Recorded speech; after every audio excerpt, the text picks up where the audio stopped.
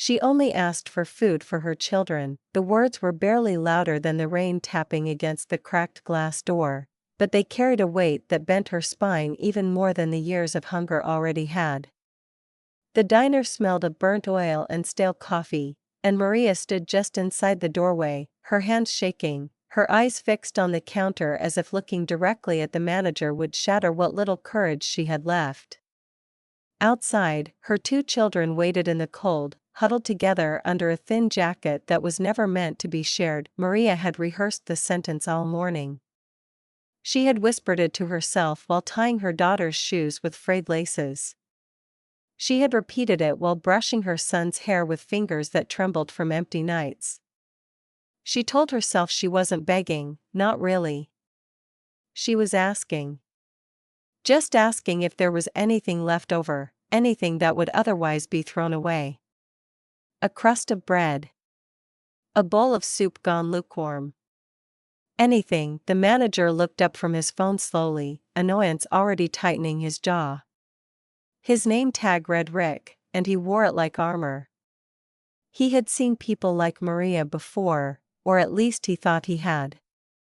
To him, they were all the same: interruptions, inconveniences, shadows that drifted too close to his clean counters and bright menus. He glanced at her worn shoes, at the patch on her sleeve, and his lips curled. "We don't do handouts," Rick said loudly, his voice slicing through the low hum of the diner. A couple of customers turned their heads. Maria felt heat rush to her face, shame burning hotter than hunger. "This is a business, not a charity." "I know," she said softly, her accent thick, her voice breaking. "I can work. I can clean. Just something for my kids." Rick stood up so fast his chair scraped the floor. "I said no. You need to leave. Now." The door behind Maria seemed miles away. Her legs felt rooted, heavy with exhaustion and fear. She thought of her children outside, of the way her son had tried to be brave, saying he wasn't hungry when his stomach had growled so loud she heard it through the walls of their tiny room. "I'm sorry," she whispered, tears blurring her vision. "Please." That was when Rick lost what little patience he had. He came around the counter, his steps sharp and aggressive. "I told you to get out," he shouted, grabbing her arm. The sudden force made Maria gasp.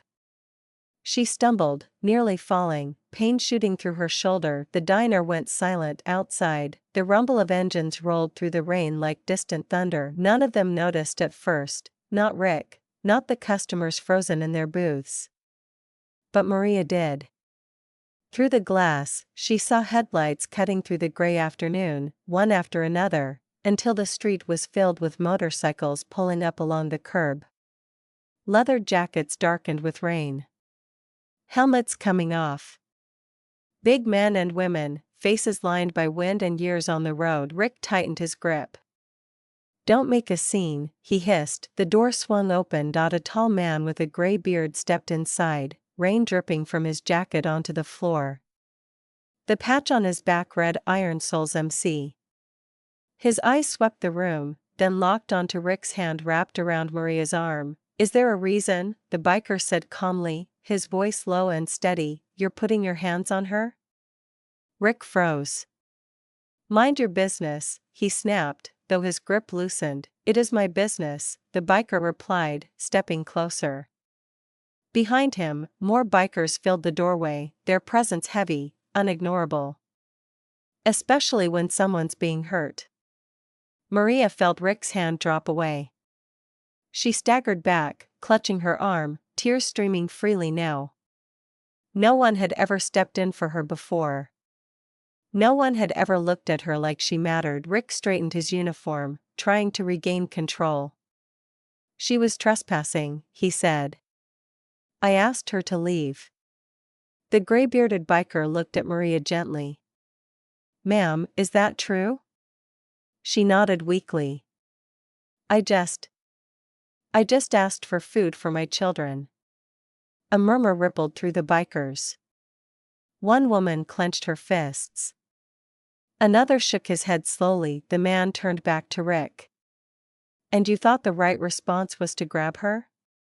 Rick scoffed, but his eyes flicked nervously toward the door, toward the growing crowd of leather-clad figures. Look, I'm just doing my job. No, the biker said firmly. You were abusing your power. Silence stretched thick and heavy.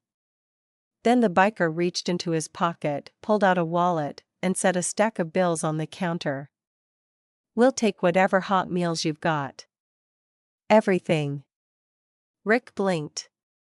What? Every meal, the biker repeated. Pack them up. Rick hesitated, then looked at the money. Slowly, he nodded and motioned to the kitchen staff, who had been watching in stunned silence. As the food was prepared, the biker turned to Maria. Where are your kids? Outside, she said, her voice trembling. He smiled softly. Let's bring them in.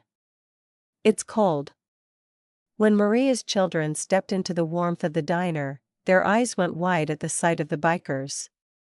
Fear flickered across their faces until the woman biker knelt down, offering a gentle smile and a juice box she had pulled from her bag. It's okay, she said. You're safe. The food came out in bags, more than Maria had seen in months. Burgers, fries, soup, bread. The smell alone made her knees weak. The gray-bearded biker crouched in front of her. You don't owe us anything, he said quietly. Just eat. Maria broke down then, sobbing openly, clutching her children as if the world might steal them away at any moment.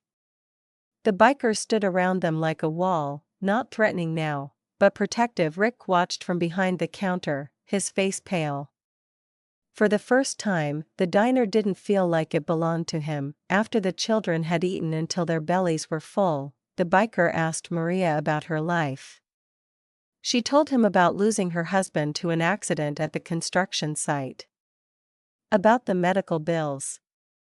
About the eviction notice folded in her pocket like a death sentence. The biker listened without interrupting. When she finished, he nodded slowly. We've got a place, he said. Temporary. Safe. You and the kids can stay there while you get back on your feet.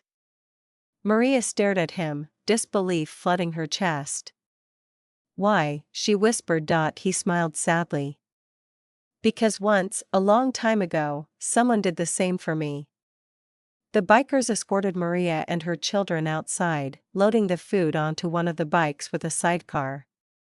As they prepared to leave, the gray-bearded biker turned back toward the diner. He looked straight at Rick. Next time someone asks for food, he said evenly, remember this moment. Kindness costs nothing. Cruelty costs everything. Engines roared to life, and the bikers rode off into the rain, leaving behind a diner forever changed. Weeks later, Maria stood in a small but warm kitchen, stirring a pot of soup while her children laughed at the table. She had found work at a community center, thanks to connections the bikers had quietly arranged. The fear that once lived in her chest had softened into cautious hope. She thought often of that day, of how close she had come to giving up. Of how a simple question, asked with shaking hands and a broken heart, had changed everything. And somewhere on the open road, a group of bikers rode on, carrying with them a simple truth the world too often forgets. You never know how powerful kindness can be until you choose it, especially when it's hardest to do.